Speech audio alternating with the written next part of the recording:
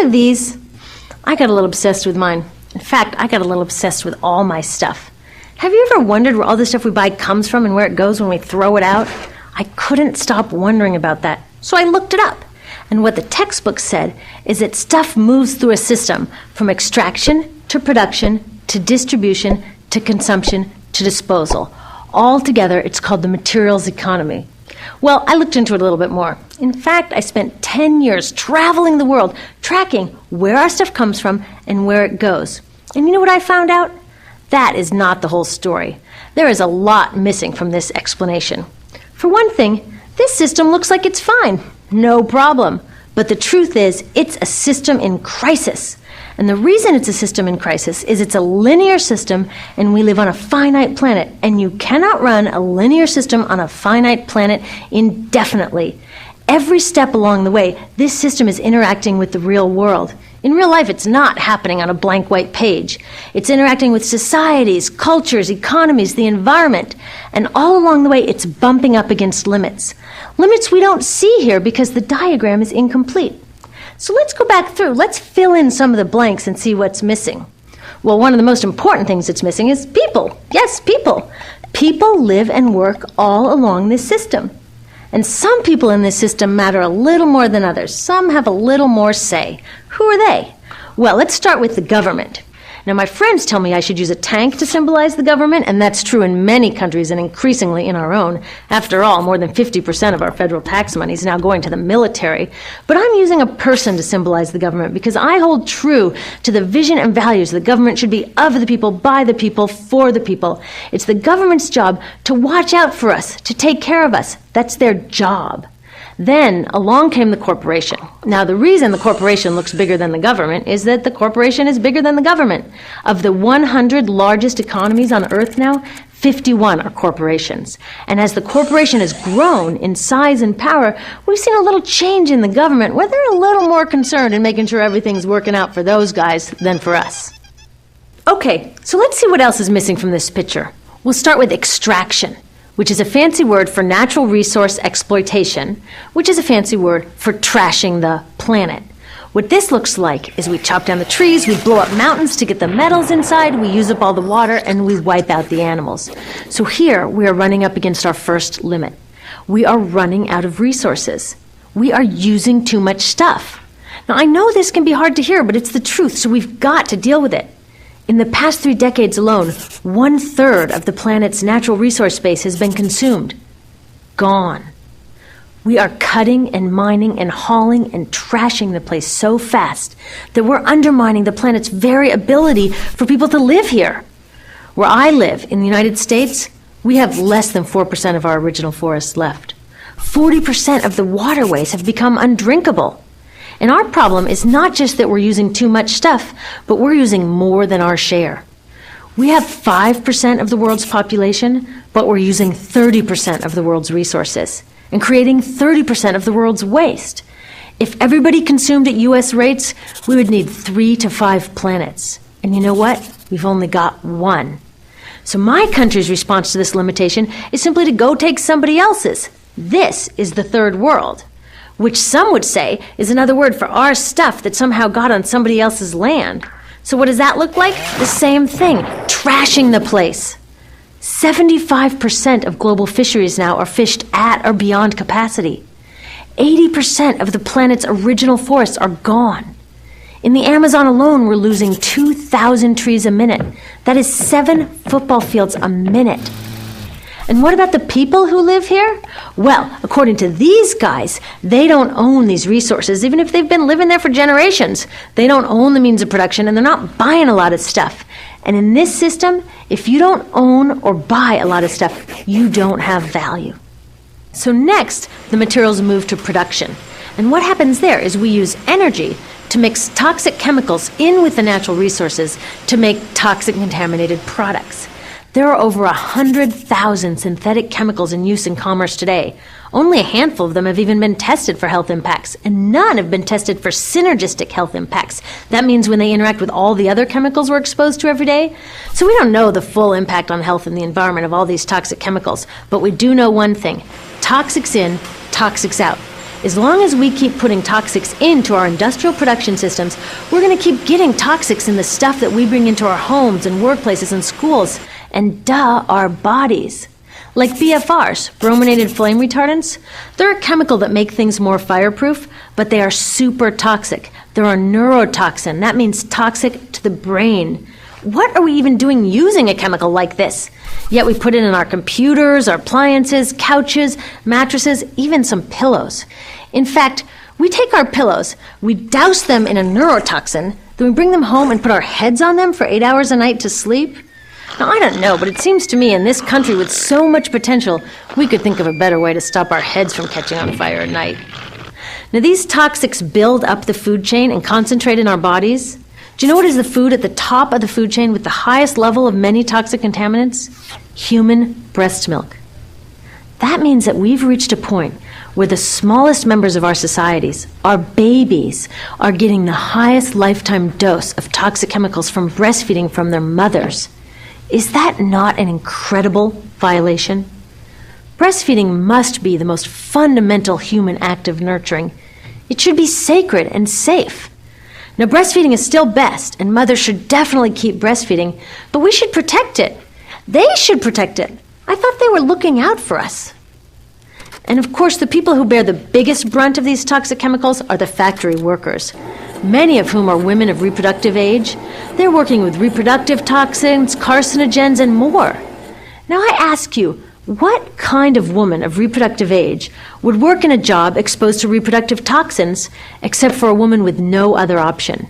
And that's one of the beauties of this system. The erosion of local environments and economies here ensures a constant supply of people with no other option. Globally, 200,000 people a day are moving from environments that have sustained them for generations into cities, many to live in slums, looking for work, no matter how toxic that work may be. So you see, it's not just resources that are wasted along this system, but people too. Whole communities get wasted. Yep, toxics in, toxics out. A lot of the toxics leave the factories in products, but even more leave as byproducts or pollution. And it's a lot of pollution. In the U.S., our industry admits to releasing over 4 billion pounds of toxic chemicals a year. And it's probably a lot more, because that's only what they admit. So that's another limit, because yuck, who wants to look at and smell 4 billion pounds of toxic chemicals a year? So what do? Move the dirty factories overseas, pollute someone else's land. But surprise, a lot of that pollution is coming right back at us, carried by wind currents. So what happens after all these natural resources are turned into products? Well, it moves here for distribution. Now, distribution means selling all the toxic contaminated junk as quickly as possible. The goal here is to keep the prices down, keep the people buying, and keep the inventory moving. How do they keep the prices down? Well, they don't pay the store workers very much, and they skimp on health insurance every time they can. It's all about externalizing the costs. What that means is that the real costs of making stuff aren't captured in the price. In other words, we aren't paying for the stuff we buy. I was thinking about this the other day. I was walking to work and I wanted to listen to the news, so I popped into a Radio Shack to buy a radio. I found this cute little green radio for $4.99. I was standing there in line to buy this thing, and I was thinking, how could $4.99 possibly capture the cost of making this radio and getting it into my hands? The metal was probably mined in South Africa. The petroleum was probably drilled in Iraq. The plastics were probably produced in China. And maybe the whole thing was assembled by some 15-year-old in a maquiladora in Mexico. $4.99 wouldn't even pay the rent for the shelf space it occupied until I came along, let alone part of the staff guy's salary who helped me pick it out, or the multiple ocean cruises and truck rides pieces of this radio went on. That's how I realized I didn't pay for the radio. So who did pay? Well, these people paid with the loss of their natural resource space. These people paid with the loss of their clean air, with increasing asthma and cancer rates.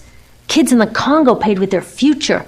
30% of the kids in part of the Congo have dropped out of school to mine coltan, a metal we need for our cheap and disposable electronics. These people even paid by having to cover their own health insurance. All along this system, people pitched in so I could get this radio for $4.99. And none of these contributions are recorded in any accounts book. That's what I mean by the company owners externalize the true costs of production. And that brings us to the golden arrow of consumption. This is the heart of the system, the engine that drives it. It is so important that protecting this arrow has become the top priority for both of these guys. That's why after 9/11, when our country was in shock, and President Bush could have suggested any number of appropriate things, to grieve, to pray, to hope. No, he said to shop. To shop! We have become a nation of consumers. Our primary identity has become that of being consumers, not mothers, teachers, farmers, but consumers. The primary way that our value is measured and demonstrated is by how much we contribute to this arrow, how much we consume. And do we? We shop and shop and shop, keep the materials flowing, and flow they do. Guess what percentage of total materials flow through this system is still in product or use 6 months after their date of sale in North America? 50%? 20? No, 1%. 1. In other words, 99% of the stuff we harvest, mine, process, transport, 99% of the stuff we run through this system is trashed within 6 months. Now, how can we run a planet with that level of materials throughput? It wasn't always like this.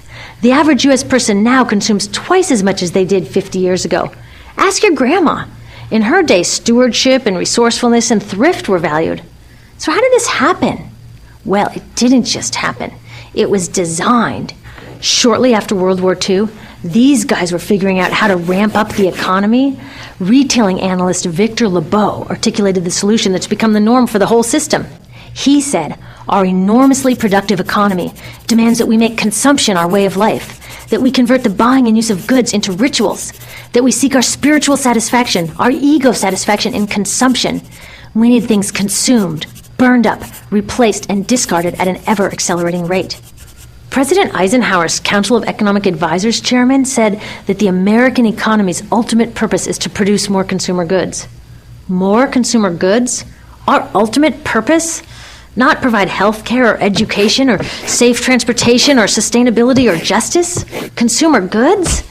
How did they get us to jump on board this program so enthusiastically? Well, two of their most effective strategies are planned obsolescence and perceived obsolescence. Planned obsolescence is another word for designed for the dump. It means they actually make stuff to be useless as quickly as possible, so we'll chuck it and buy a new one. It's obvious with things like plastic bags and coffee cups, but now it's even big stuff. Mops, DVDs, cameras, barbecues even, everything. Even computers. Have you noticed that when you buy a computer now, the technology is changing so fast that in just a couple of years, it's actually an impediment to communication? I was curious about this, so I opened up a big desktop computer to see what was inside. And I found out that the piece that changes each year is just a tiny little piece in the corner. But you can't just change that one piece because each new version is a different shape. So you gotta chuck the whole thing and buy a new one. So I was reading industrial design journals from the 1950s when planned obsolescence was really catching on. These designers are so open about it. They actually discuss how fast can they make stuff break that still leaves the consumer having enough faith in the product to go out and buy another one. It was so intentional. But stuff cannot break fast enough to keep this arrow afloat. So there's also perceived obsolescence. Now, perceived obsolescence convinces us to throw away stuff that is still perfectly useful. How do they do that? Well, they change the way the stuff looks. So if you bought your stuff a couple of years ago, everyone can tell that you haven't contributed to this arrow recently. And since the way we demonstrate our value is contributing to this arrow, it can be embarrassing. Like, I've had the same fat white computer monitor on my desk for 5 years. My coworker just got a new computer. She has a flat, shiny, sleek monitor. It matches her computer, it matches her phone, even her pen stand. She looks like she's driving in Spaceship Central, and I look like I've got a washing machine on my desk. Fashion is another prime example of this. Have you ever wondered why women's shoe heels go from fat one year to skinny the next to fat to skinny? It's not because there's some debate about which heel structure is the most healthy for women's feet. It's because wearing fat heels in a skinny heel year shows everybody that you haven't contributed to that era as recently, so you're not as valuable as that person in skinny heels next to you, or more likely in some ad. It's to keep us buying new shoes. Advertisements and media in general plays a big role in this. Each of us in the U.S. is targeted with over 3,000 advertisements a day. We see more advertisements in 1 year than people 50 years ago saw in a lifetime. And if you think about it, what's the point of an ad except to make us unhappy with what we have? So 3,000 times a day, we're told our hair is wrong, our skin is wrong, our clothes are wrong, our furniture is wrong, our car is wrong, we are wrong, but it can all be made right if we just go shopping. Media also helps by hiding all of this and all of this. So the only part of the materials economy we see is the shopping. The extraction, production, and disposal all happens outside of our field of vision. So in the U.S., we have more stuff than ever before, but polls show that our national happiness is actually declining. Our national happiness peaked in the 1950s, the same time that this consumption mania exploded. Interesting coincidence. I think I know why. We have more stuff, but we have less time for the things that really make us happy. Friends, family, leisure time. We're working harder than ever. Some analysts say we have less leisure time than any time since feudal society. And do you know what the two main activities are that we do with the scant leisure time we have? Watch TV and shop. In the U.S., we spend 3 to 4 times as many hours shopping as our counterparts in Europe do. So we're in this ridiculous situation where we go to work, maybe 2 jobs even, and we come home and we're exhausted, so we plop down on our new couch and watch TV, and the commercials tell us you suck, so you got to go to the mall to buy something to feel better, and then you got to go to work more to pay for the stuff you just bought, so you come home and you're more tired, so you sit down and you watch more TV, and it tells you to go to the mall again, and we're on this crazy work, watch, spend treadmill, and we could just stop.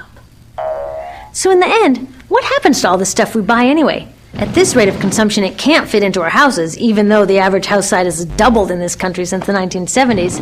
It all goes out in the garbage. And that brings us to disposal. This is the part of the materials economy we all know the most because we have to haul the junk out to the curb ourselves. Each of us in the United States makes 4.5 pounds of garbage a day. That's twice what we each made 30 years ago. All of this garbage either gets dumped in a landfill, which is just a big hole in the ground, or if you're really unlucky, first it's burned in an incinerator and then dumped in the landfill. Either way, they both pollute the air, land, water, and don't forget, change the climate. Incineration is really bad. Remember those toxics back in the production stage? Well, burning the garbage releases the toxics up into the air.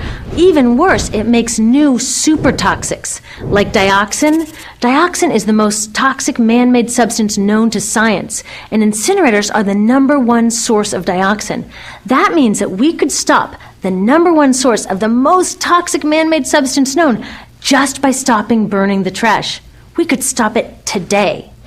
Now, some companies don't want to deal with building landfills and incinerators here, so they just export the disposal too. What about recycling? Does recycling help? Yes, recycling helps. Recycling reduces the garbage at this end, and it reduces the pressure to mine and harvest new stuff at this end.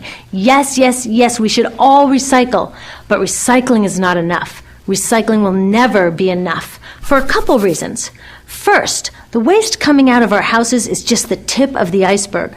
For every 1 garbage can of waste you put out on the curb, 70 garbage cans of waste were made upstream just to make the junk in that 1 garbage can you put out on the curb. So even if we could recycle 100% of the waste coming out of our households, it doesn't get to the core of the problems. Also, much of the garbage can't be recycled, either because it contains too many toxics or it's designed not to be recyclable in the first place. Like those juice packs, where they have layers of metal and paper and plastic all smushed together, you can never separate those for true recycling. So you see, it is a system in crisis. All along the way, we are bumping up against limits. From changing climate to declining happiness, it's just not working. But the good thing about such an all-pervasive problem is that there are so many points of intervention. There are people working here on saving forests and here on clean production, people working on labor rights and fair trade and conscious consuming and blocking landfills and incinerators, and very importantly, on taking back our government so that it really is by the people and for the people. All of this work is critically important, but things are really going to start moving when we see the connections, when we see the big picture. When people along the system get united, we can reclaim and transform this linear system into something new, a system that doesn't waste resources or people. Because what we really need to chuck is that old school throwaway mindset.